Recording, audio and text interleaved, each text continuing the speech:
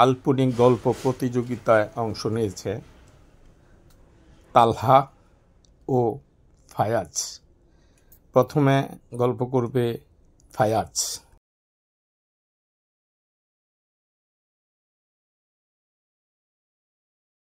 ওই কুকুর এসে বল, ও ও একটু খাবিস না, একটু তোমাকে লাঞ্চ করি। আমি বলি না, আমার সময় নেই লাঞ্চ করা। এখন আমি হলো দৌড় দিতে দিতে ঘরে আইসে, ঘরে দরজা বন্ধ করে। এখন কাল্পনিক গল্প বলছে তালহা। আমি স্কুলে গেছি, গিয়ে স্কুলে গিয়ে দেখি কেউ নাই। এরপর আমি বইয়া রয়েছি, একটা পড়ি আসছে, আইসা আমি বললাম আমার সাথে চল। আমি বলছি আমি যাবো না।